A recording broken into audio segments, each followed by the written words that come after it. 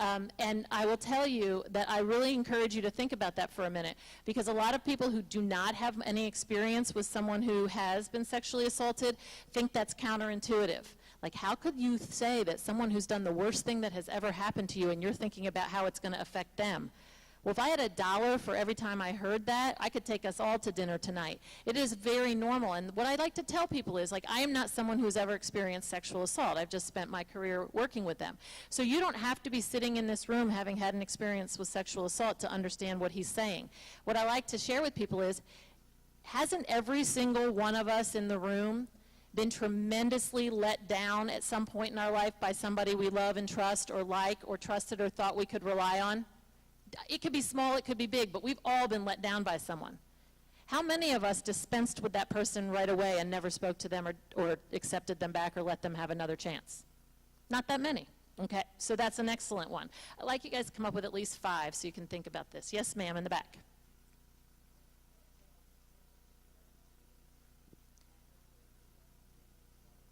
Excellent answer. She says she wonders to what extent they might question their own behavior and wonder to what extent they brought it on. Yeah, and so I'll stop here and give you one of the examples I like to give, because when I talk to groups of our students, one of the things I'm doing is hoping they'll remember me in case they need me later. But the other thing I'm trying to do is help them consider how to be a good friend if someone chooses them to tell that this happens, because I am very experienced with what a lousy job people do. So if I could give you an example to follow up with the great thing you just said, it can go like this. You run into your friend the next day and they say something like this: I really am not sure, I just don't know, I feel like that really couldn't have all just happened, I feel so scared. Okay, first of all, let's assume for my example that you all were at the same gathering or event last night. First of all, did you learn what happened to me with what I just said? This isn't a trick question, you didn't, right? Do you think you need to know exactly what happened to me in order to be a good friend here? I don't. So here's what I'm used to people saying in response to something like that. Really? It looked like you were having fun. I thought you really liked him. He's such a good guy. You were drinking so much. If that's the way someone responds when the person who was speaking, like she said, is questioning their own role or wondering whether it really was all that, what have I just accomplished as a friend right there? First of all, did I mean to be ugly and awful? Probably not. But what did I achieve? What are you thinking? How did she receive what I just said? Yeah, do me a favor and raise your hand so I can find you, but I found you. Go ahead. Right? So any questioning she has, I've just made sure she knows that I think it's probably her fault or she doesn't remember it well or something like that. What else? Anything else? Yeah.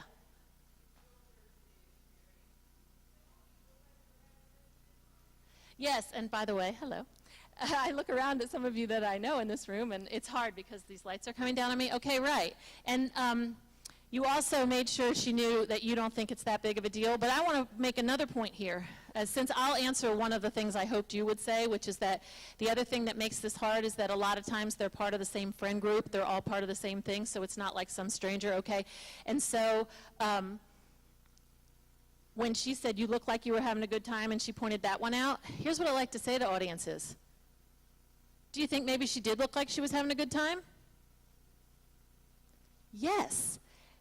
She may have found him attractive. She might have been interested in him. She might have been thinking maybe they could have a relationship. That does not mean that she wanted to or that she consented to everything that happened later in the night. So that's the other difficult part. So what? She looked like she was having fun 3 hours ago. What does that have to do with anything?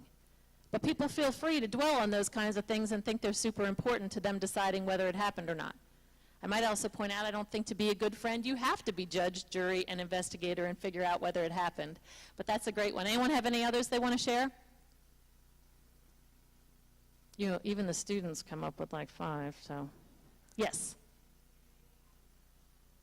Ah, that's a great point. Sometimes it's not an isolated incident, it's going on and on and on. Yeah, which brings me to the point of why I want you to tell me right away. If somebody's in that kind of crisis, do you think it'd be good if we waited 3 days to see how they're doing? Right, okay. Or the chances of, and by the way, it is much more limited that it's going to be happening on and on, but in those domestic violence situations that I've worked, it's definitely true. And so we might need to intervene before it happens again. And if we don't, that's a systems failure for sure. So that's a good one. Anybody have another one? Yes. I think personally, she said, sometimes I think they might feel like no one would believe them. So I would say to you that, to me, in my experience, the two things that are most normal for people to feel, though people can feel all kinds of different ways, the most normal things that people feel is a fear of not being believed and a fear of people finding out, like thinking they have the word V stamped on their forehead and that everyone can tell. So if you're terribly worried that you don't want to tell anyone because you're afraid you're not going to be believed, to think about how I just responded in my example, what did I confirm to you? See, in my mind, you would have all said together that you weren't believed, but instead you just stared at me. Fine. Okay. Did you guys not have any caffeine with lunch? Okay, so that's good. You at least got to the number 5 examples. There's many, many more. But if you're seeing my point, there's a lot of blocks people have to providing this kind of information. And I try to encourage groups to just, like, you can be a really good friend in this situation if all you say is, I'm sorry that happened to you. What can I do to help? Let's go see Jill. That's the extra credit part at the end, okay? But that's all I really want you to do. And then shut up. You do not have to talk a lot when someone shares something like this with you.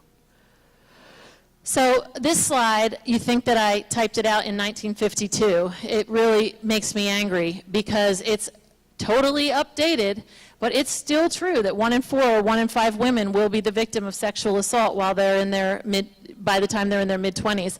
And because I use some of these slides for the people who are going to have to take the GEP test on it, I repeat myself. A lot of them are between people who know each other. Okay, but it gets worse. Here's what the research says. Among women who are between 16 and 24 years old, okay, that's the highest rate of sexual assault. But college women in that age group, in that demographic, are at higher risk than their same aged counterparts who are not in college. So, you're experts. Why would that be? Why are women who are in college at higher risk for being sexually assaulted than their same age counterparts who are not in college? Give me some examples.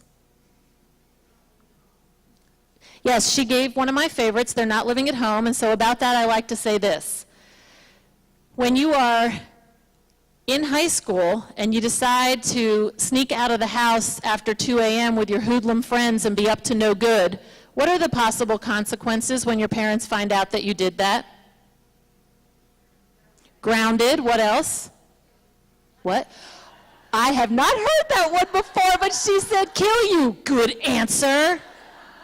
Come on, somebody say we're going to take those electronics, huh? My husband has this app now. He can turn their electronics off on a dime. I love it. Okay. All right, very good. If you are now living in the residence hall and you've arrived here a couple weeks ago and you've started your college career, and you want to go out with your hoodlum friends after 2 a.m., what are the consequences? All right, since you guys' frontal lobes are more developed than the average 18-year-old from whom I asked this question, I think you can come up with a few answers. You do know that when I'm asking them, you came up with the answer I'm after. None. Okay, but for us, frontal lobe-wise, can't we say, well, I'm going to feel sick, I'm going to have a hangover, I might miss my 8 a.m. class? I always give extra credit for those answers because that's good frontal lobe work, right? Consequences. Okay, but you see, that's an excellent answer. Freedom. And when I speak to audiences of these students, I don't say, so here's my plan. Stay inside. Well, if you think about it, I'm about to make you sad. I prosecuted child abuse and neglect most of my career. Do you know where most of this stuff happens? In the place where you feel safest. And it's true about sexual assault too, because it isn't strangers who are attacking people on an isolated, dark road. It's people you trust who betray you in a situation where you really did not think there was any need for you to worry. That's where most of this stuff happens. So if I were to say something like, I've got it, stay in your rooms, that's terrible advice. The better advice is stay in your posses, stay with your groups, keep with your plan, right? But I just want to make sure you know that these college students are at higher risk. Any other things you can think of that make them at higher risk? There's a couple more you should at least say.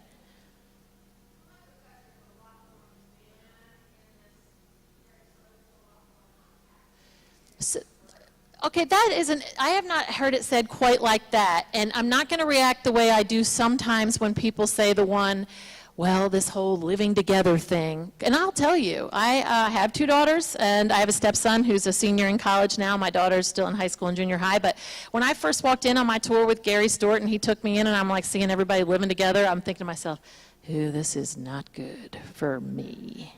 And then I say to myself, don't say that.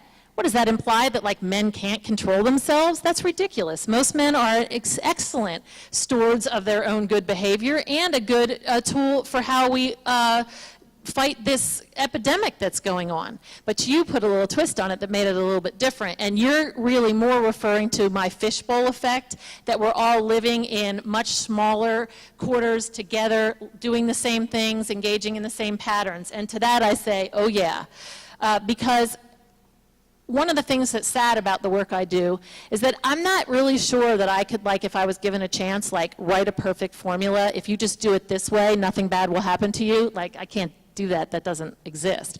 But I do like to give a couple pieces of advice and wisdom, and that is one of them.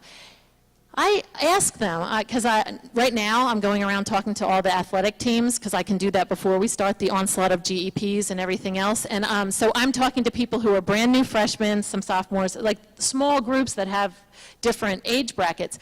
And I say to them, even if you've been here only a couple weeks, you're probably already engaging in pattern behavior that if somebody wanted to target you and wait for an opportunity to take advantage of you when you're in a vulnerable situation, you're already behaving in patterned ways that make it easy for them to do that.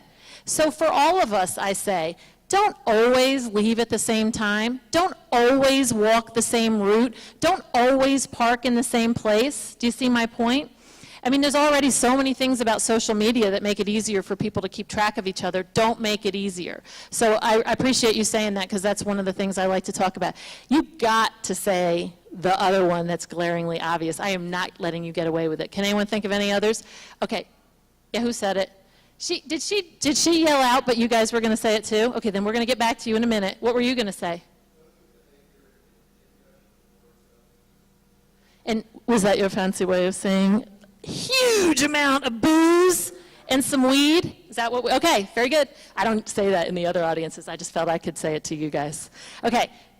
Oh my word. Would I be a fool if I didn't stand up here and talk about alcohol consumption and drugs? I mean, there are some people who do this work that say, we shouldn't talk about that because that looks like victim blaming. Yeah, I think if you're not careful, it can look like victim blaming, but it'd be foolish of me not to talk about it. In case you're wondering, alcohol is involved in a whole lot of the cases that I handle. But let me say this about it. I'm going to say a few things and tell you I could talk about this for hours, so I'm just going to go over it simply, and then if you have other questions, I hope you'll bring it up. But here, first of all, do you agree with me that somebody who is drunk is much easier to take advantage of than somebody who is not? Yes, these aren't trick questions. Do you agree with me that sometimes if 2 people are super-de-duper-de drunk, they do not well recognize signs or signals or nonverbals or even some verbals that people are saying because of their drunken state? Yes. All right, so it complicates things, but then I'll draw a line in the sand. It is not the same thing to perpetrate while you are drunk as it is to be harmed when you are drunk. And when people try to conflate those things and suggest they're the same, I take issue. So you know that I prosecuted most of my career. How many sober people do you think I prosecuted for anything? Well, it's more than 3, okay? But it isn't the great majority. Most people were under the influence of something. And what if we had a rule that went like this? If somebody needed to steal themselves with 8 shots of tequila before they went in to rob a bank, and they went in to rob the bank, and then when they came out, the police stopped them, and they said, oh, but I was drunk. And the police said, oh, you were? Oh, okay then, on your way. Is that how we do that? Where do we put the person who drank 8 shots of tequila and went in and robbed the bank when we catch them? Yeah, we put them in jail and then we send them to prison. Why would we create a different standard? If you are emboldening yourself to harm people, or you are so careless about your behavior that you're so drunk you don't recognize the signs and signals that people are giving you that they don't want to do something, Who is that on? In my mind, you're all screaming you, but you didn't. Nobody ever does. Okay, what? Okay, we will talk about screaming in your head later, okay? Yes, thank you. Please bring that up again. So do you see my point? Alcohol is complicating. Alcohol does make it easier to victimize. The incredible amount of abuse of substances that goes on among this population definitely makes my job harder. But I want to make it clear to you, first of all, we have amnesty in Title IX around alcohol violations, so you don't get in trouble for it if you are victimized when you are under the influence. Can it make it hard for someone to report accurately? Of course. Are there times when I can't tell what happened because I don't have accurate reporters because everyone was drunk? Of course. But do you hear me very clearly saying it is not the same thing to perpetrate drunk as it is to be victimized drunk? And if I make no other point to audiences, I want to make that one. When I was prosecuting cases, I did that too. I prosecuted a lot of cases. I prosecuted one where this woman was actively seeking out methamphetamine to buy on a parking lot of a rather lowbrow establishment here in the city. And she was victimized in that way. And for a while, she wouldn't even tell me that she was doing that. Why do you think she didn't?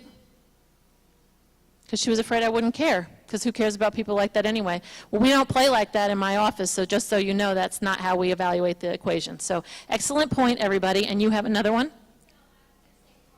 Yeah, parties is totally, that's a euphemistic way to say the same thing. Well done.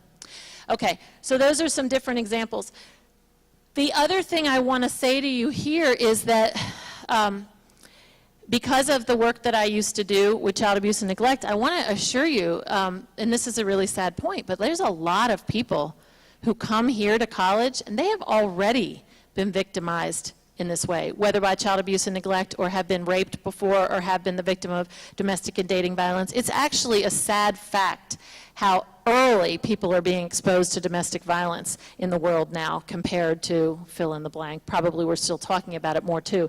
But I share that with people because when someone gives you a disclosure, and it sounded a little like the one I gave you earlier, which had what? No detail, no chronology, hardly any information. Sometimes people are like, well, that doesn't sound, I mean, was I convincing when I said all that to you? It's fair for you to say, no, I wasn't. But be aware, you don't know what they've been through before. And I'm going to make a sports analogy that I like to make in this situation, so you can tell me it's good or that it's lousy and I should pick again. But here's what I say. If I played softball when I was in high school, and I had injured my left knee 2 times, I come here to college. I am not good enough to play softball Division I, so I'm not playing in that way. But I'm like having a pickup game of soccer on the pitch, and I do a slide tackle, and I hurt my left knee.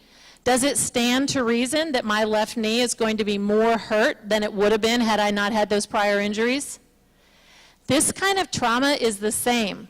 If you have had an experience like this before, there are so many things that can be different. For one, you often go to your happy place and don't necessarily fight back, and we can talk more about that. A lot of people don't fight back. That doesn't mean they should have in certain situations. It could be that it makes it harder for them to talk about what happened because they have prior experience. I just want to make the point that we don't necessarily know what people have been through before, so cut them some slack when they're reporting something because we don't know what their history is. I want to make it clear, and I think I tried to say this at the beginning, but I want to make it more clear here. Men can be the victims of Title IX things as well, and I need to be very purposeful about talking about that because underreporting is even stronger among men than it is among women. Underreporting is huge in this area no matter what, but it's even greater when we're talking about men. So we have to be very purposeful about them understanding that they are welcome to come to our office as well. And that is if it is a man-on-man issue or a woman-on-man, it doesn't matter to us at all. All of that is Title IX. I usually at this point, and I think they gave me a ton of time to talk to you, so I have extra time to like say whatever I want to say. Sort of dangerous. But I'm going to take the time to tell you, when I started my career, stalking didn't exist. Like it wasn't a thing. That's how kind of old I am. So now it is hugely on the rise, and it is well represented in the statistics that I work with too. I deal with a lot of stalking issues. So I want to talk about it for a minute in terms of why it is on the rise among this generation. And that is because I tell them, and you look a little closer to my age, so I think I'm going to get good answers from you. I laugh at some of the answers they give me. But I say, back in the day, there were essentially 3 ways to be in touch with someone if you were romantically interested in them. Can anyone tell me what those ways are? Somebody give me one. Okay, and we did get the telephone answer. I got a chorus of the telephone, and I want to remind you, that is a landline when you stood a very good chance that somebody's parents were going to answer and you had to respectfully and politely request to speak to someone. Do you know what those 18-year-olds do when I say that to them? They look at me like, what? Okay, sort of. They usually just laugh at me. Okay, that's one. What's another way? Oh, and can you guys raise your hand if you're talking because it's hard for me to find you? Yes. Okay, a note, and I like to say, that is not a typed note. That is a handwritten in cursive note on paper that probably has some holes along the side, right, from our notebooks. And if we were super brave, we handed it directly to the person. And if we weren't as brave, we handed it to our friend who handed it to the person. This is hard work, people. Okay, there's a third way, and I'm not surprised you thought of it last too. Sometimes the younger generation never thinks of this one. Any ideas? Okay, you guys, she said face-to-face contact. I think I talked to people who have never heard of that. And I mean, I could go on and on about what's dangerous about that, right? Because don't you know in life how much harder it is to say things face-to-face than you can say over all these social media apps now? That is part of the problem that's making me so busy. Okay, but we got that face-to-face contact we used to engage in. These people can wake up late, not brush their teeth or their hair, be in their pajamas in an unmade bed, and how many ways do they have to be in touch with someone they're interested in? Roughly. Hundreds, she says. That may be a little high, but not very. Okay, so this is what I like to say. The opportunities to interact and the difficulty you would have with shutting that off if somebody asked you to stop contacting them has changed dramatically. You know what hasn't changed? The rules. If someone tells you they're done with you, you must be done. But things have changed because of how hard it is for them to give it up. So in my office, we have a lot of cases where we're helping people break things off. Or we're dealing with someone who's made it perfectly clear. So I have 2 kinds of things.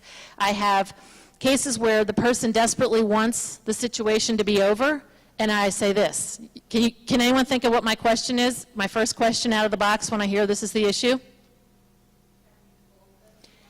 Yes, it is. So, did you tell them that? And do you know what I get easily 50% of the time? Well, not really. And I'm like, hey, ho, we're not going to hold him to this standard if he doesn't know that you're done here. And I'm using he, she in the normal ways, but it goes each way. But do you see my point? Yes, people, you do have to find your big people words to tell them we're done here.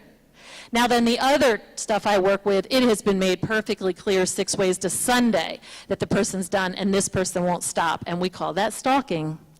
And the reason I love stalking cases, I have a couple reasons. Can any of you think why a weirdo like me who has to do the kind of work I do would love stalking? Can anyone think? There's a couple reasons. Yes, in the back. Yes, I get that one a lot, and as a former prosecutor, I thank you. This is an evidence-based world we live in, and yeah, there's lots of evidence. Excellent point. Why else would I love stalking? Nobody has any idea? What hasn't happened yet? It's not the worst of it yet. Nobody has been sexually assaulted or beat, okay? That said, it is extraordinarily distracting and very upsetting to someone to feel like they're being looked at this carefully and they can't get somebody out of their world. So I like it because we got involved. There's a third thing I like about it, and I hate to say this, I'm going to knock on some wood. We have been 100% successful when we call the person in and say, hey, knock it off. Do you have any ideas why we've been 100% successful? We'll talk about it later, but what's in my toolbox if you can't listen to directions? What's that? Oh, that's a fair point, but as you know, it's not in my toolbox anymore. It's not to say I might not recommend that, so that's a fair point. Remember who I am. I work here. What am I going to do to you if you can't obey the rules I gave you to go to school here? Yeah, You don't get to go to school here anymore. It's that simple. 100% cooperation. And by the way, I like a lot of these people. They just desperately needed someone long before now to intervene and say, hey, this is not cool. We're not going to play this way. And the other thing I want to share with you is if anyone was to ever come to you with an issue like this, please tell them to come see me sooner than later. I have several cases, speaking to our friend in the back who talked about the documentation, where by the time you print it all out, the stack is this big. Do not let anybody wait that long, endure it that long before they get in touch with us. A couple of reasons for that. One, it is distracting. It does distract you from your mission here, which is to learn and be educated and have fun and all that. But the other thing is, just so you know, stalking behavior is extremely compulsive. And if we let you get that established in your patterns like that, I'm frankly surprised that we've been as successful as we've been in telling people to knock it off, because it is so compulsive. Now then, I guess what I've learned is that as compulsive as that is, they really do not want to explain to their parents why they're no longer attending school here, and or get off of their game. I have several people who have gone on to have amazing careers, doing great things, and going on to furthering their education. So just so you know, we do a lot with stalking. It's a big deal in our arena. Okay, the LGBTQ plus community is at very high risk to be victimized by Title IX issues, and this is another place where I've gotten very purposeful, because what I noticed in the first year that I was here, I've spoke a lot today, so I need a sip here, is that I was only getting reports at first from young women. And that just told me I wasn't doing a good job of explaining what we were up to in our office and who we represent. But the other thing to know, so we now have handled cases that do involve members of the LGBTQ plus community, and it's handled the same way. But the other thing for you to know is that they've done a lot of research over the years around issues of dating and domestic violence, and rates are approximately the same in the heterosexual and homosexual community. So what am I trying to tell you? Nobody's got the corner on the market on this kind of behavior, and we need to be there for all people.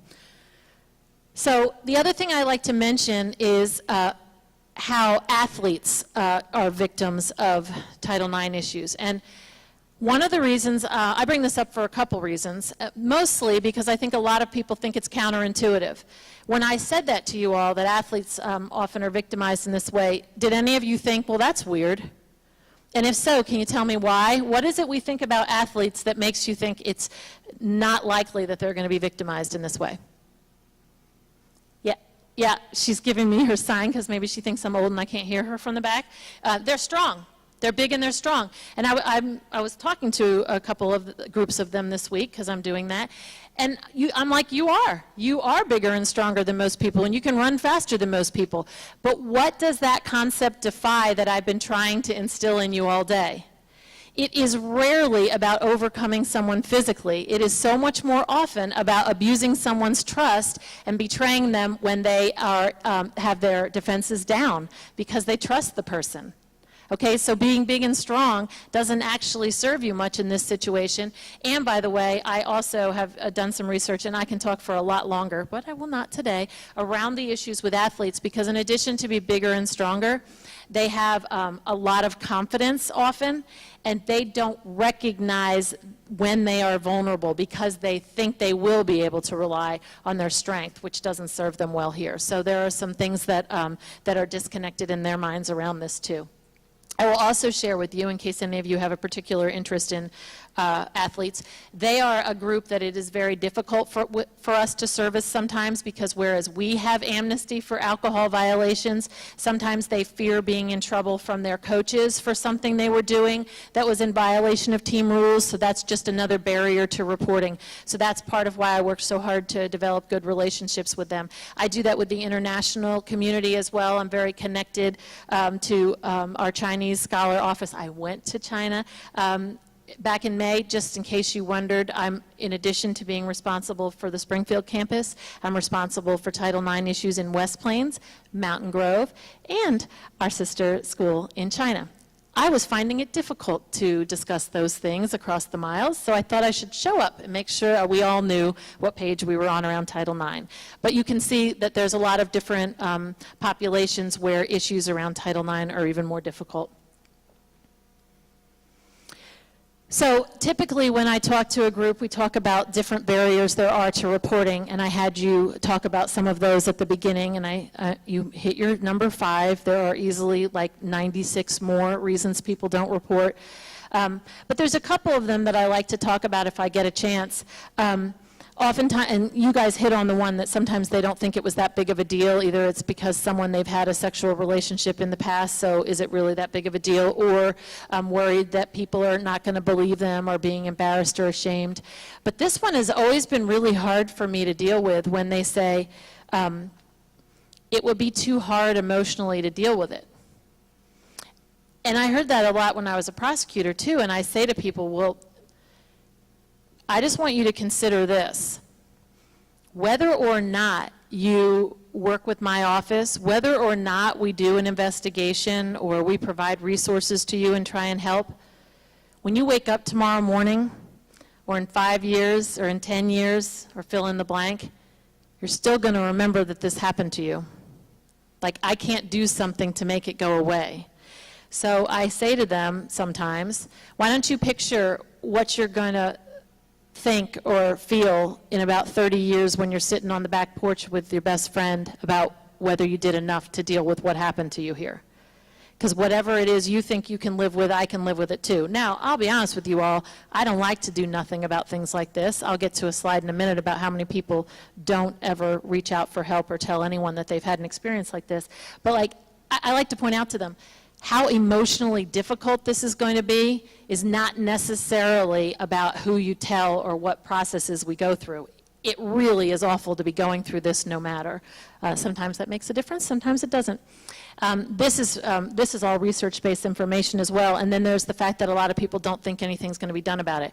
I hope in the last 3 years we've gone a long way to convincing people that we intend to do something about these things, but even if you are really proud and happy and trust in us and the work we've done, I have not made a finding on every case. In fact, I will tell you that more often than not, we find that there's insufficient evidence.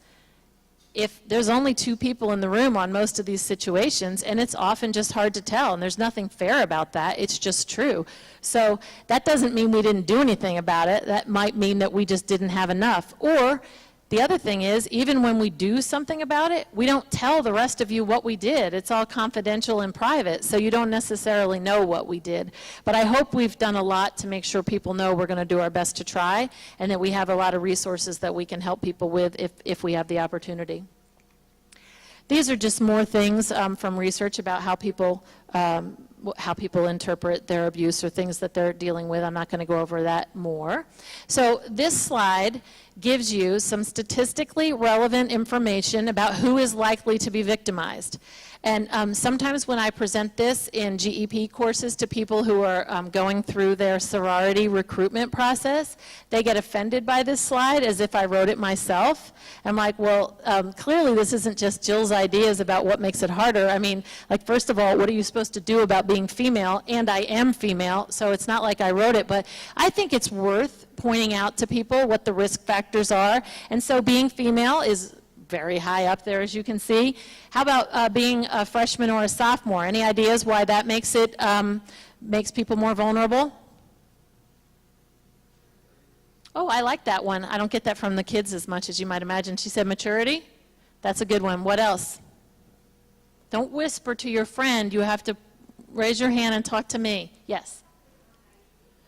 Yeah, and that's a polite way to say it, but they... Did somebody say it a little more clearly? What did they say? Oh, we have naive, we have stupid. Okay, all right, I'll accept both answers. Yeah, absolutely. If you take, but look, let's add them all together.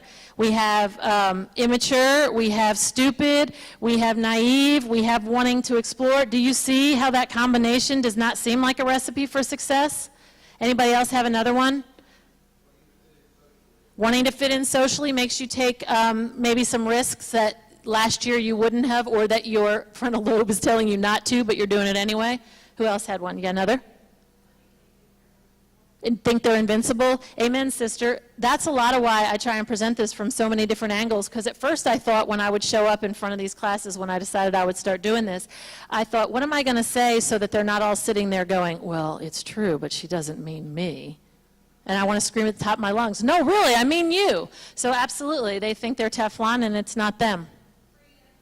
Yeah, back to that freedom issue. With freedom comes responsibility and comes risk, absolutely. Does anybody have, like, remember I put a lot of people in prison. Anybody have a sinister one you'd like to mention that I think is just as fair? Am I the one who has to supply all the sinister answers? Okay. Do you think there might be some people who are waiting for opportunities to take advantage of someone who has this naivete and this stupidity and this freedom and this risk-taking? Do you think there might be some people here waiting for such an opportunity? Rest assured, there are. And I know that sounds sad, but it's just flatly true. Are you easier to take advantage of in those situations when you don't know all the ins and outs and how things go? Yeah. Why do you think the numbers are so bad about how many people are going to be victimized in the first 3 weeks when they get back here? That's why. So that's sad, right? Prior abusive relationships, a lot can be said about that. First of all, I think it was in Steel Magnolias, it may have been in a few other things, but it's one of my favorite lines. If this is where you set your bar for where you expect to be treated by people, that's where they're going to treat you. So if you have low expectations of how to be treated, I bet you people will live right up to it. This is the one that offends some people sometimes, but how about frequent attendance at fraternity parties? Is that fair? You don't have to be pro or con Greek life to acknowledge that's entirely fair. It brings us a little bit back to that fishbowl effect that I reworded for someone in the back row who said that. We're living in very small spaces doing a lot of the same behavior, and if you have a lot of young people in that space engaging in risky behavior to include alcohol and drugs, like this is some of the stuff that's going to happen. I'm not saying that everything that I've worked on happened at a fraternity gathering. They like you to call them gatherings. They don't want you to say party. They want you to say gathering. So if you could do that, it would be helpful. Okay, and I have really good relationships with them, by the way, and I can tell you that's a place where over the last 3 years I've seen real positive change, because when the ones that I dealt with first year, where there was a sexual assault that affected a fraternity, they were very defensive. They were like, they put their arms around the person and held them in and kind of just pick sides like that and weren't all that helpful. You know what happens now? A lot of times if they think somebody's behavior is creepy and they've been inappropriate at some of their gatherings, they find ways to kick them out and not let them participate any longer in their fraternities. We have had a real cultural change with the fraternities, and I'm really proud to say that they take this stuff really seriously. Now when I say they, for those of you out there who are like, really? I don't mean every last one of them, but a lot of them we have a really good relationship with, and they'll kick them out before something like this has happened. And also, when something like this happens, they'll boot them also while we figure it out, which, by the way, a lot of times they shouldn't do because we haven't yet figured it all out. But this points out to you how hard it is when everybody's in the same friend group to navigate it and figure out the best ways to handle things.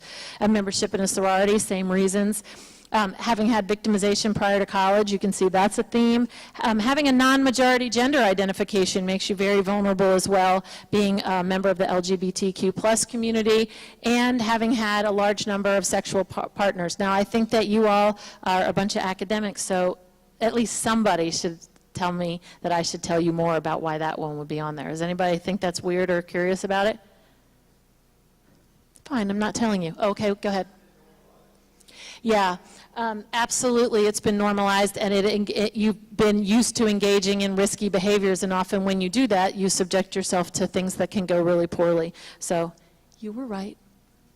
Okay, so I've already talked about this, so I don't want to say a whole lot more, but this is research-based information around the role of alcohol in these things, and I got to tell you that it's not quite what I thought it would be. But I guess the point here, and I felt like because you guys gave me extra time, I've already spoken about what I want to say about alcohol, but I think that a lot of people think of it only from the perspective of how it could have affected the victim and the victim's choices. And I just want to encourage you to remember that a lot of perpetrators rely on this as well as purposely feed their potential victim drinks because it's easier to sexually assault someone who has had more to drink. Yes, ma'am?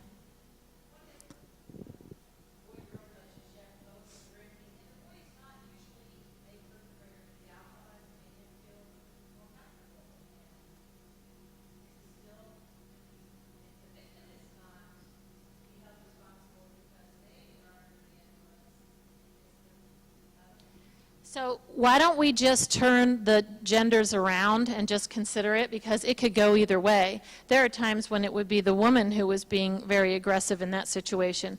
So I guess I would say to you, don't think of it as gender related, but if a person is being aggressive and not honoring the decision of this person who keeps communicating no, yeah, you are more responsible.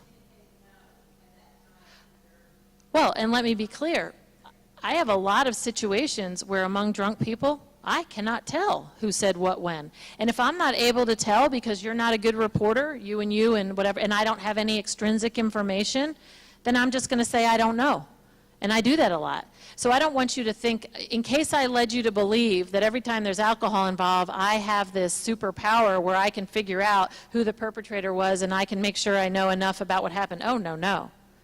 I'm simply saying, don't ever come into my office and say, well, I was drunk too, and think that that's like, oh, you were, well, good then, on your way. I'm only saying it's super complicated. I've had many cases where I have no idea what happened between two people. Or I have a strong suspicion that it was really a bad gig and somebody was responsible, but I have no evidence. And so I don't go on a gut feeling, I go on evidence. So I hope that helps if I round it out a little bit more. Yeah.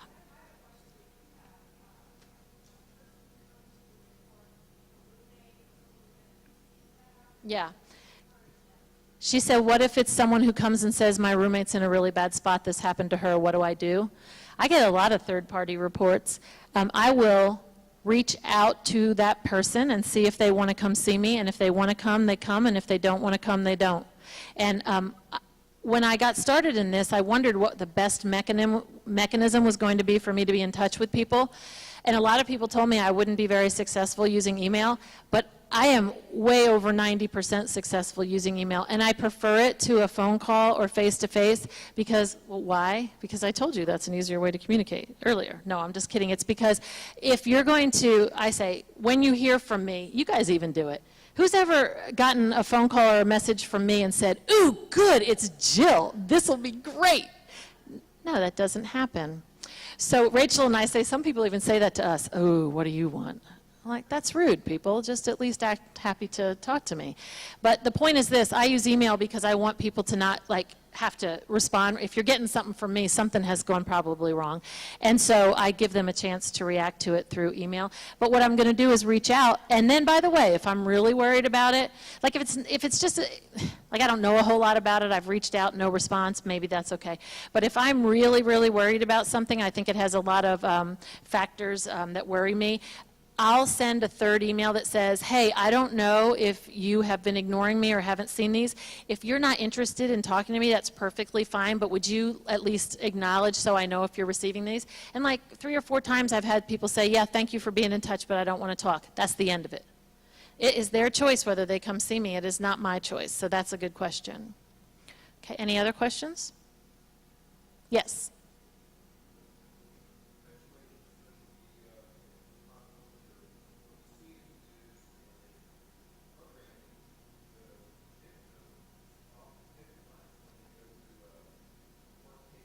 Oh, yeah.